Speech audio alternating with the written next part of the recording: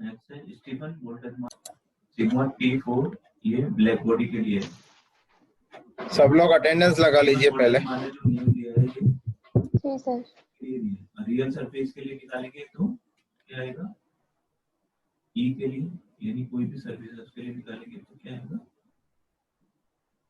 Hemant and Khushiram join नहीं हो पा रहे हैं। ये ऐप साइलेंट हो गया। हेमंत आवाज आ रही है मेरी?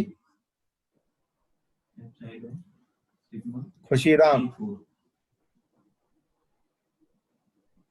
खुशीराम ये एमिसिविटी है, ई अपॉन ई। मेरी आवाज आ रही है? अटेंडेंस लगा दी सर उसने।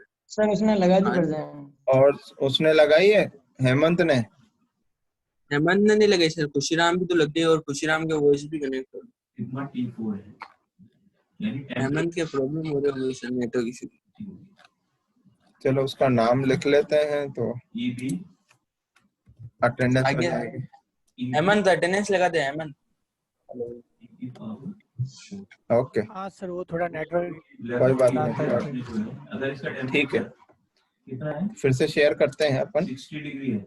कूलिंग कर्व बता रहे थे अपन तो किसका? एमिट करेगी अल्फा और बीटा फेज का, है ना?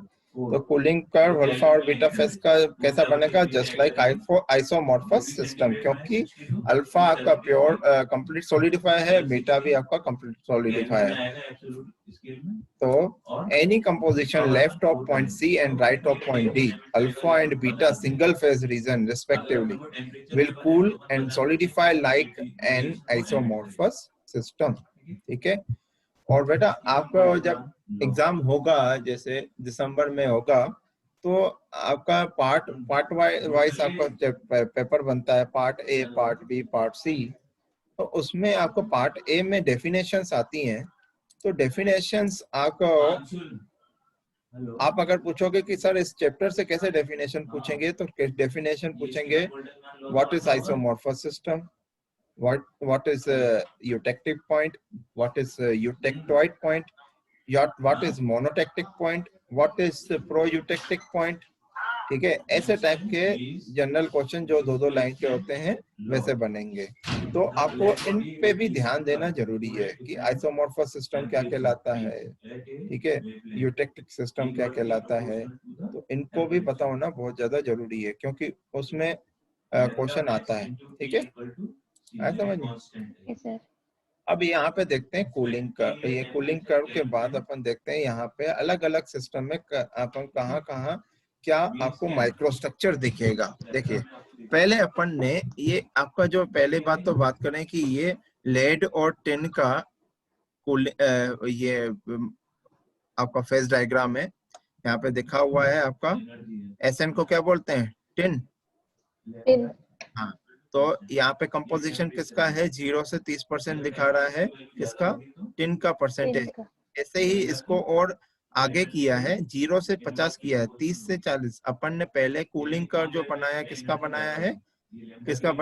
30 से के हिसाब से बनाया है। यहाँ पे इस पॉइंट पे, ये पॉइंट पे पहले अपन ने वर्टिकल लाइन बनाई है, इस पॉइंट पे बनाई है। यहाँ पे आपको कूलिंग कर्व कैसा दिखेगा, और दूसरा अपन ने यहाँ पे कूलिंग कर्व दिखाया है। तो दो अलग अलग पॉइंट पे, दो अलग अलग लाइन में अलग अलग आपको माइक्रोस्ट्रक्चर दिखते हैं। तो कैसा माइक्रोस्ट्रक्चर चेंज होता है ये आपको दिखाया गया है। तो यहाँ पे तो लिक्विड है, तो यहाँ पे तो दोनों दो कंपोजिशन, टोटल मिला के टोटल आपको 2 कंपोजिशन दिखाए गए हैं। 2 कंपोजिशन, एक तो कंपोजिशन इस ये वाले पॉइंट के लेफ्ट हैंड साइड है, जहाँ पे आपको प्योर अल्फा मिलता है। जहाँ पे आपको क्या मिलेगा? प्योर अल्फा मिलेगा। ठीक है, ये देखिए इस पॉइंट के left hand side pure alpha मिलेगा। और एक आपका कंपोजिशन कैसा है, जहाँ पे आपको आपको क्या मिलेगा? प्योर अल्फा में इस वाले जोन में आपको क्या मिलेगा? अल्फा प्लस बीटा मिलेगा। देखिए पहले तो इस वाले जोन में चलते हैं। तो अगर इसके हिसाब से बोला जाए तो सी के जस्ट लेफ्ट एक लाइन बनाई गई है और सी के जस्ट राइट एक लाइन बनाई गई है। ठीक है, उस हिसाब से यहाँ पे तो आपको माइक्रोस्ट्रक्चर नहीं दिखेगा, क्योंकि यहाँ पे लिक्विड है। लिक्विड है तो यहाँ पे आपका क्रिस्टल स्ट्रक्चर नहीं, फॉर्मेशन नहीं होता है। तो ये पूरा आपका ऐसा ही सिंपल रहेगा। जैसे ही अपन बी पॉइंट पे पहुंचे, ये लिक्विडस के जस्ट नीचे लिक्विडस के नीचे आए हैं, यहाँ पे आपको क्या मिलता है, अल्फा प्लस एल। ये वाला जोन आपका क्या है, अल्फा प्लस एल, मतलब यहाँ पे लिक्विड के साथ अल्फा के पार्टिकल मिलते हैं, लिक्विड के साथ अल्फा के पार्टिकल मिलते हैं। तो ये आपका खाली खाली जो पोर्शन दिख रहा है वो लिक्विड है, और इसमें जो गोले जो रेड कलर के दिख रहे हैं वो क्या है, आपके अल्फा पार्टिकल्स हैं। Proeutectic alpha. इस हाँ, इसको बोलते हैं proeutectic alpha. Very good, proeutectic alpha. तो इसके जस्ट नीचे जाते हैं तो अपन को क्या मिलती है, ये सॉलिडस लाइन। सॉलिडस लाइन के जस्ट नीचे जाते हैं तो अपन को मिलता है कंप्लीट सॉलिड, आपका यहाँ पे क्या मिलता है, solidified portion, complete solidified portion. पर यहाँ पे आपका क्या है, इस वाले पोर्शन में आपका सॉलिड क्या है, प्योर सॉलिड है, जिसको अपन क्या बोलते हैं, कंप्लीट सॉल्युबल सॉलिड है, जिसको अपन क्या बोलते हैं, अल्फा। तो इस वाले पोर्शन में अगर अपन माइक्रोस्ट्रक्चर देखेंगे तो अपन को प्योर अल्फा का माइक्रोस्ट्रक्चर दिखेगा, कोई भी और एडिशन नहीं होगा। तो इस ये आपका पहले भी मैं दिखा चुका हूँ, पहले भी मैं कंप्लीटली सॉल्युबल सॉलिड जो होता है उसका माइक्रोस्ट्रक्चर ऐसा दिखता है। देखिए ये पहले भी दिखा चुका हूँ, तो ऐसा दिखता है। इसमें अपन को कौन सी लाइन, ये आपकी जो लाइनें हैं दिख रही हैं ब्लैक कलर की, वो क्या शो करती हैं, आपका ग्रेन बाउंड्रीज, ठीक है। और जो ये उसमें बीच में ये पोर्शन है, इसको क्या बोलते हैं, ग्रेन्स बोलते हैं, इसको क्या बोलते हैं, ग्रेन्स। अब अपन इस लाइन को थोड़ा शिफ्ट करते हैं, इधर एक लाइन बना लेते हैं, यहाँ पे 10 और 20 के बीच में, 10 और 20 के बीच में एक लाइन बना देते हैं। अब देखते हैं कि अलग अलग पॉइंट पे आपको माइक्रोस्ट्रक्चर कैसा दिखता है। यहाँ पे 3 पॉइंट थे, 1 2 3। अब इधर से अगर एक वर्टिकल लाइन बनाएंगे, इधर से एक वर्टिकल लाइन बनाएंगे तो आपको कितने पॉइंट मिलेंगे, एक लिक्विड ये, एक ये पॉइंट, एक ये और एक ये पॉइंट, 4 पॉइंट मिलेंगे। तो माइक्रोस्ट्रक्चर देखिए कैसा दिख रहा है। यहाँ पे अपन आए, सबसे पहले लिक्विड पोर्शन में है, तो यहाँ पे आपको कोई भी क्रिस्टल स्ट्रक्चर फॉर्मेशन नहीं दिखेगा क्योंकि ये लिक्विड है। उसके बाद जैसे ही ई पॉइंट पे पहुंचे, ये पॉइंट, ये वाला पॉइंट पे आपको क्या है, यहाँ पे जैसे ये है प्रोयूटेक्टिक अल्फा और लिक्विड है, तो यहाँ पे देखिए छोटे पार्टिकल्स, यहाँ पे पार्टिकल्स क्या हो गए, बड़े हो गए, यहाँ पे पार्टिकल्स क्या हो गए, बड़े हो गए। जैसे ही अपन नीचे जाते जाते हैं आपके सॉलिड के पार्टिकल बढ़ते जाते हैं, तो ये देखिए पार्टिकल छोटे दिख रहे हैं, यहाँ पे पार्टिकल बड़े दिख रहे हैं। तो अगर आप इस पॉइंट पे अल्फा का परसेंटेज निकालोगे वो ज्यादा मिलेगा एज कम्पेयर टू इस पॉइंट पे, ठीक है, ठीक है ना। फिर जैसे ही अपन नीचे इस लाइन के, ये आपका लाइन कौन सी है, सॉलिडस लाइन, इस लाइन यहाँ से लेकर यहाँ तक आपका क्या है, लिक्विड भी इंक्लूड है, सॉलिड के साथ लिक्विड भी इंक्लूड है।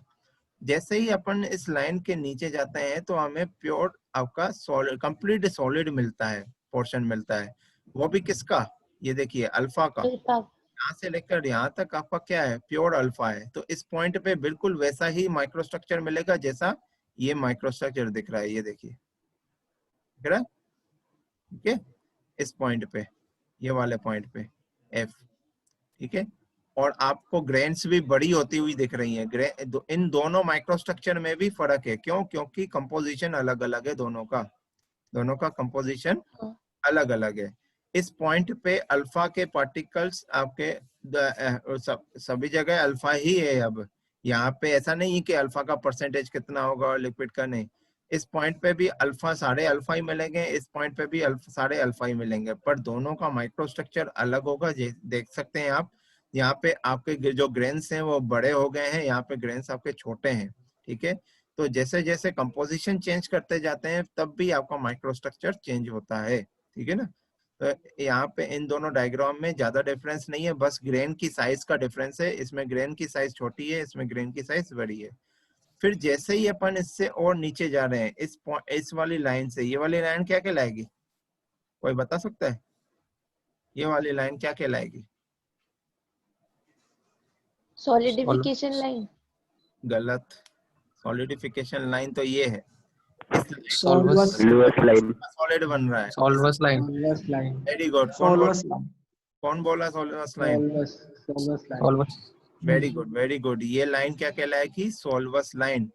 ऐसी लाइन जो कंप्लीटली सोल्यूबल सॉलिड और पार्शियली सोल्यूबल सॉलिड के बीच में जो लाइन बनती है उस लाइन को अपन क्या बोलते हैं, सोल्वस लाइन बोलते हैं। तो जैसे ही सोल्वस लाइन के नीचे जाते हैं तो हमें अल्फा और बीटा के सॉलिड पार्टिकल्स मिलते हैं। तो इस वाली पोर्शन में अल्फा ज्यादा है, देखिए यहाँ से लेकर यहाँ तक आपका अल्फा ज्यादा है, इसके बाद बीटा ज्यादा है ना। जहां तक प्योर यूटेक्टिक अल्फा होगा वहां पे अल्फा पार्टिकल ज्यादा मिलेंगे, जहां से लेकर यहाँ तक अगर इधर जाएंगे तो यहाँ पे प्रो यूटेक्टिक बीटा जहां से स्टार्ट होता है वहां पे बीटा पार्टिकल ज्यादा मिलते हैं। तो अपन अभी प्रो यूटेक्टिक अल्फा की बात वाले पोर्शन पे आए हैं, तो यहाँ पे अल्फा का पोर्शन ज्यादा होगा, बीटा का कम। तो आप ये देख सकते हैं ये माइक्रोस्ट्रक्चर ये किसका है, अल्फा का है। वो तो बिल्कुल सेम ही दिख रहा है आपको, ग्रेन बाउंड्रीज भी दिख रही हैं, ठीक है। जो आपको पिंक में दिख रहा है वो पूरा आपका क्या है, अल्फा। और उसमें जो छोटे छोटे आपके ब्लू कण दिख रहे हैं, ब्लू ब्लू दिख रहे हैं बिल्कुल मच्छरों की तरह, वो क्या है आपके बीटा, वो आपके क्या है बीटा। तो जैसे जैसे अपन आगे बढ़ते जाएंगे बीटा का पोर्शन बढ़ता जाएगा, बढ़ता जाएगा। जैसे जैसे अपन इधर की और राइट हैंड साइड की ओर आते जाएंगे तो आपका बीटा बढ़ता जाएगा। और जैसे ही ई पॉइंट आया, जैसे ही ई पॉइंट आया वहां पे आपको क्या है, जितना अल्फा मिलेगा उतना ही बीटा मिलेगा, होगा। आप देखिए फिर से, देखिए यहाँ पे आपका अल्फा ज्यादा है क्योंकि ये प्रोयूटेक्टिक अल्फा है। यहाँ तक आपको अल्फा और बीटा दोनों मिलेंगे, देखिए अल्फा प्लस बीटा, यहाँ पे भी अल्फा प्लस बीटा है, यहाँ पे भी अल्फा प्लस बीटा है, यहाँ पे भी अल्फा प्लस बीटा है, हर जगह अल्फा प्लस बीटा है। पर अल्फा के पार्टिकल जैसे जैसे हम राइट हैंड साइड जाते जा रहे हैं अल्फा के पार्टिकल कम होते जा रहे हैं और बीटा के पार्टिकल बढ़ते जा, सॉरी। और जैसे ही ई पॉइंट पे पहुंचते हैं, ई पॉइंट के जस्ट बाद आपके बीटा के पार्टिकल ज्यादा होंगे, अल्फा के पार्टिकल कम होंगे। और ई पॉइंट पे क्या होगा, ई पॉइंट पे जितने अल्फा के पार्टिकल होंगे उतने ही बीटा के पार्टिकल होते हैं। तो यहाँ पे अपन ने ये भी डायग्राम दिखाया है, देखिए यूटेक्टिव पॉइंट दिख रहा है, इसके जस्ट नीचे जाते हैं तो यहाँ पे आपको अल्फा प्लस बीटा मिलेगा। तो देखिए आपका पिंक वाला पोर्शन क्या था, पिंक वाला पोर्शन क्या, अल्फा। और ये ब्लू वाला पोर्शन क्या दिख रहा है, बीटा। तो जैसे ही अपन यूटेक्टिक पॉइंट पे पहुंच रहे हैं उसके नीचे अगर अल्फा प्लस बीटा देख रहे हैं तो आपको ये ग्रेन बाउंड्री दिख रही है ब्लैक कलर की, ठीक है। तो ऐसे पट्टी जैसा यूटेक्टिक पॉइंट पे अपन को हमेशा माइक्रोस्ट्रक्चर ऐसा ही दिखता है, पट्टी जैसा, बिल्कुल जैसे पट्टियां बनी हुई हैं ब्लू कलर की और रेड कलर की पट्टियां। तो रेड कलर की पट्टी क्या बता रही है, अल्फा पार्टिकल, और ब्लू कलर की पट्टी क्या बता रही है, बीटा पार्टिकल, ठीक है। यहाँ पे इन्होंने ये भी शो किया है अल्फा कितना परसेंटेज है, देखिए 18.3 और बीटा कितना परसेंटेज है 97.8, ठीक है। अल्फा में कितना परसेंटेज आपका टिन है, 18.3% टिन है, और बीटा में कितना परसेंटेज टिन है, 97.8% टिन है, ठीक है। आ समझ में। तो माइक्रोस्ट्रक्चर में कोशिश कर रहा हूं कि आपको माइक्रोस्ट्रक्चर देख पाए। ये क्यों मैं बता रहा हूँ, माइक्रोस्ट्रक्चर क्यों दिखा रहा हूँ, आगे चल के आप लोगों को उस पोजीशन में रहे कि आप माइक्रोस्कोप में माइक्रोस्ट्रक्चर देख रहे हैं और आप बता पाए कि आप या माइक्रोस्ट्रक्चर में कौन से वाला पोर्शन आपका क्या कौन सा पार्टिकल बता रहा है। जैसे मान लीजिए आपने माइक्रोस्ट्रक्चर लिया तो माइक्रोस्ट्रक्चर आपका ऐसा दिख रहा है, तो आप बता सको कि ये रेड पोर्शन आपका अल्फा है और ब्लू पोर्शन आपका बीटा है, ठीक है।